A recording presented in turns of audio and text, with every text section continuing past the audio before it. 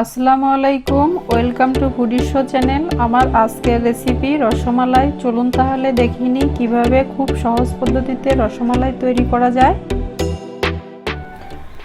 আমি রসমালাই তৈরি করার জন্য 1 লিটার গরুর দুধ নিয়েছি। এখন চুলাটা জ্বালিয়ে দিচ্ছি। দুধটা একটু গরম হওয়া পর্যন্ত একটু নাড়া দিচ্ছি।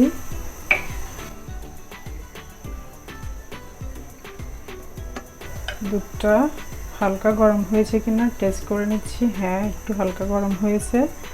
এখন আমি একটু আলাদা ফ্যাট যুক্ত করছি, 1 টেবিল চামচ ঘি দিয়ে দিচ্ছি। এটা দিলে আমার রসমালাই বেশি ভালো হবে এবং ছানাটা বেশি ভালো কাটা হবে। আর রসমালাই তৈরিতে আলাদা ফ্যাট মিক্স করলে রসমালাইটা বেশি ভালো হয় আর এই ছানাটাও বেশি সফট হবে।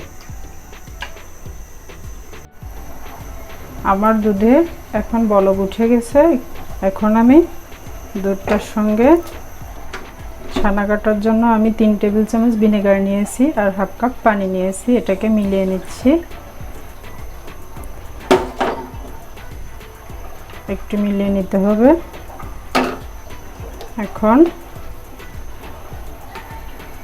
ভিনেগারটা মূলত দেওয়া হচ্ছে যে ছানা সফট হওয়ার জন্য।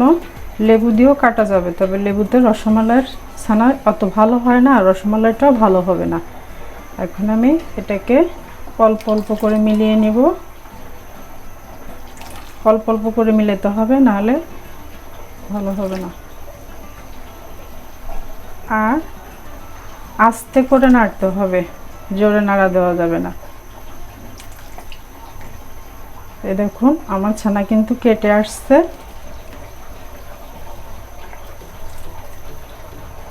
আমি কিন্তু আস্তে করে নাড়ছি। তো সবুজ পানি বের হয়ে যাচ্ছে, মানে আমার ছানা রেডি হয়ে যাচ্ছে। এখন আমি এটাকে বেশিক্ষণ নিচে হাঁড়িতে রাখা যাবে না। আমি এখন এটাকে স্ট্রেনারে নিয়ে নিব। স্ট্রেনারের উপরে এই একটু সাদা পাতলা কাপড় নিয়েছি। এই কাপড়টাকে সামান্য মাঝখানে একটু ভিজিয়ে নিয়েছি, যাতে আমার ছানাটা চট করে নেমে যায়, ছানার পানিটা নেমে যায়। এই ঢেলে দিলাম। এখানে আমি একটু ঠান্ডা পানি দিয়ে দিচ্ছি। এটা দিলে ছানাটা বেশি ভালো হবে, ছানার গরমটা কেটে যাবে। আর আমি কাপড়টাকে এইভাবে তুলে নিচ্ছি। এভাবে ঝাঁকা দিতে হবে যাতে গরম পানিটা নিচে চলে যায়। আমি আর একটু পানি দিয়ে দিচ্ছি, এইভাবে ভাজে ভাজে। এবার আমি এটাকে গুছিয়ে ভেজে নেব। এভাবে করে পানিটা বের করে দিয়ে এভাবে বেছে নিচ্ছি। এভাবে চাপ দিলে পানিটা, গরম পানিটা পড়ে যাবে।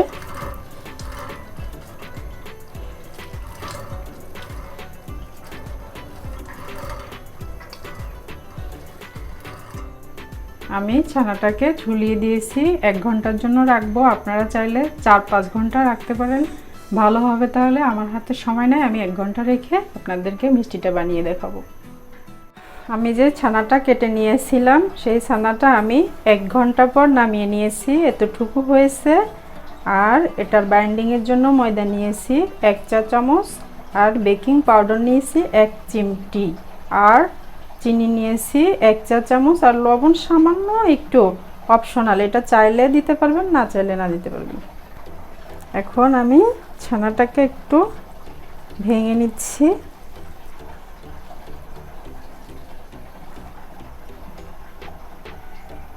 এই জিনিসগুলোকে একটু সরিয়ে রেখে এক জায়গায়। এখন আমি এটাকে একটু ভেঙে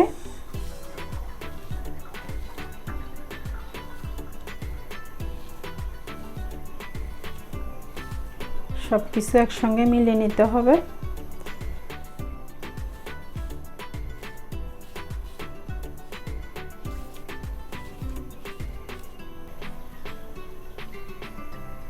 হাত দিয়ে এরকম চেপে চেপে, ছানাটা যত ভালো মেশা হবে তত ভালো হবে মিষ্টি। রসমালাইয়ের ছানাটা সফট হয়েছে সুন্দর, আর এটাকে ভালো করে মিশাতে হবে। যত ভালো ছানা হবে তত ভালো মিষ্টি হবে। যখন ছানাটাকে এভাবে করে মথে নেবেন তখন হাতের ঠিক এই জায়গাটা দিয়ে চাপ দিলে ছানার মাথাটা খুব ভালো হবে আর মিহি হবে।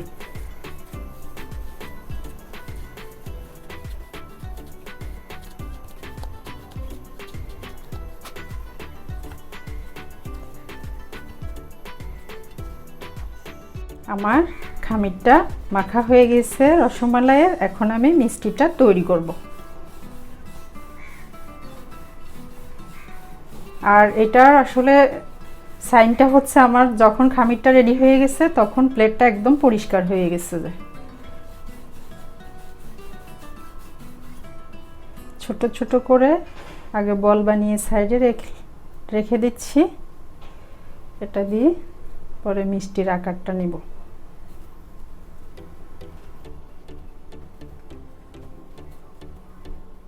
আমি খামিরটাকে একটু ছোট ছোট করে দানার মতো করে নিয়েছি। এখন এটাকে আমি একটু হাতে এইভাবে করে ডলে ডলে ছোট মিষ্টির আকার দিয়ে নিব। এভাবে একটু আলতো আলতো করে চাপ দিতে হবে। জাস্ট ডললেই হয়ে যাবে, আর কিছু করতে হবে না।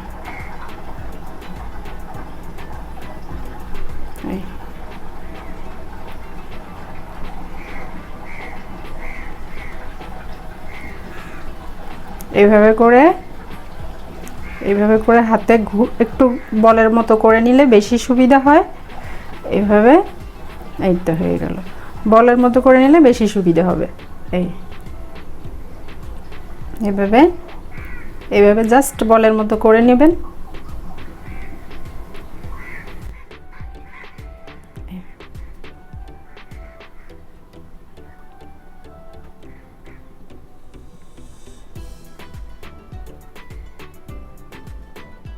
মিষ্টিগুলো তৈরি হয়ে গেছে। এখন আমি আমার এগুলো হয়েছে।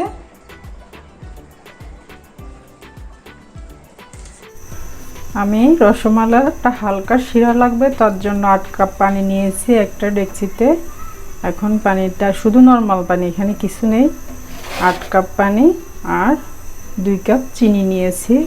এখন এটাকে এখানে দিয়ে দিচ্ছি।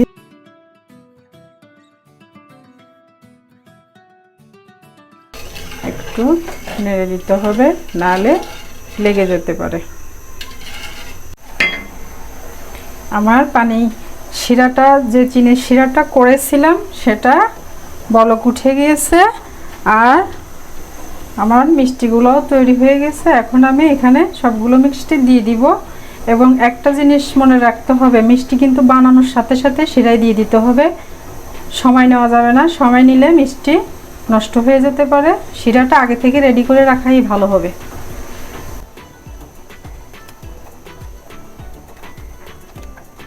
আর একটা কথা মনে রাখতে হবে, ডেকচিটাকে একটু বড় নিতে হবে যাতে মিষ্টিগুলো খুব দৌড়াদৌড়ি করতে পারে হাঁড়ির ভিতরে, যাতে মিষ্টি ভালো হয়। এখন আমি ঢাকনা দিয়ে দিচ্ছি 10 মিনিটের জন্য। 10 মিনিটের মধ্যে ঢাকনাটাকে তোলা যাবে না। এখন আমি 10 মিনিট পর ঢাকনাটাকে খুলে নিচ্ছি।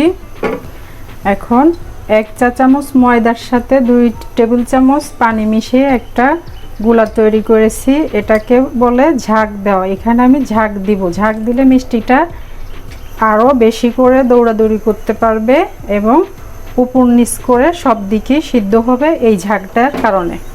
আপনারা সবাই চেষ্টা করবেন ঝাঁকটা দেওয়ার জন্য। আবার ঢাকা দিয়ে দিলাম। ঢাকা দিয়ে আমি আরও 15 মিনিট এই মিষ্টিটাকে রান্না করব। এর মধ্যে না উজলে হলে চলবে, শুধু ডেকচিটাকে এইভাবে একটু করে দিলে হবে, ব্যাস।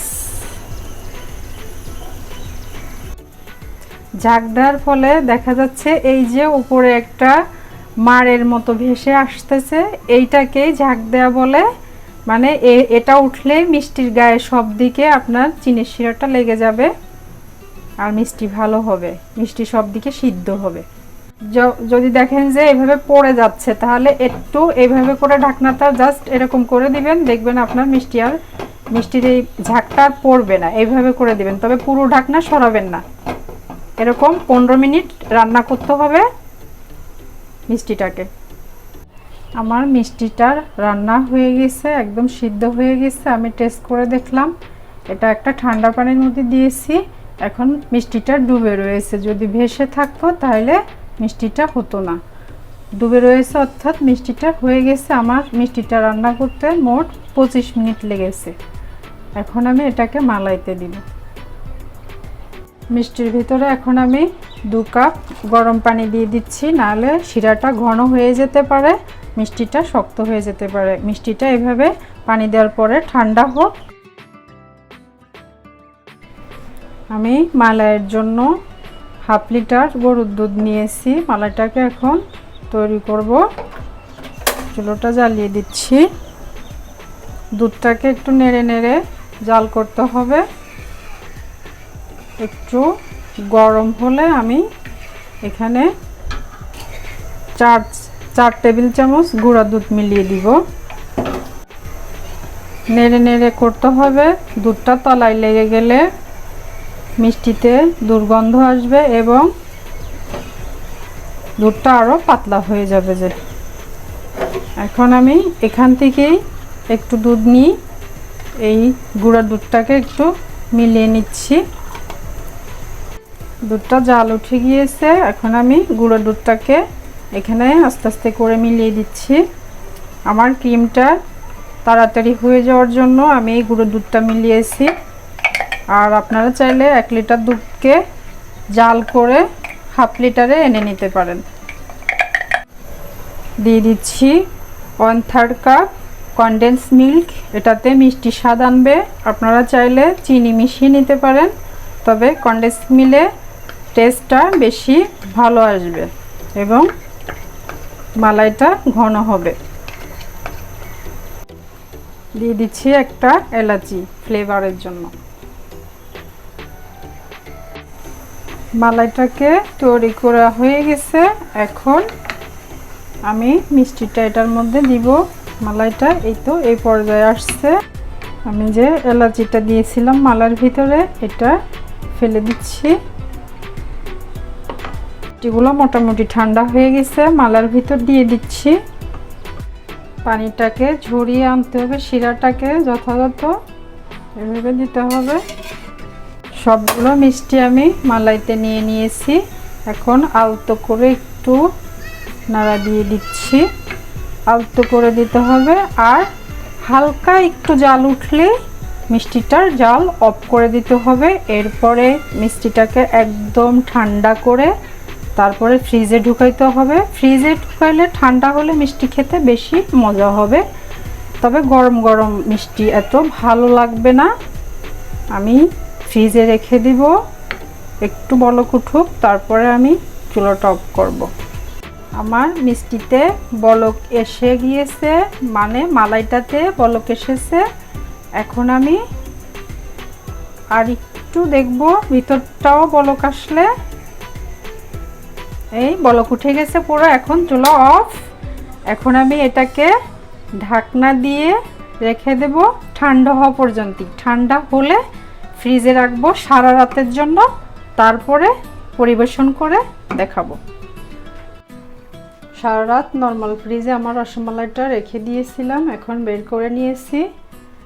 দেখুন কত সুন্দর হয়েছে। আমি একটু আপনাদেরকে তুলে দেখাচ্ছি মিষ্টিটা কতটা সফট হয়েছে।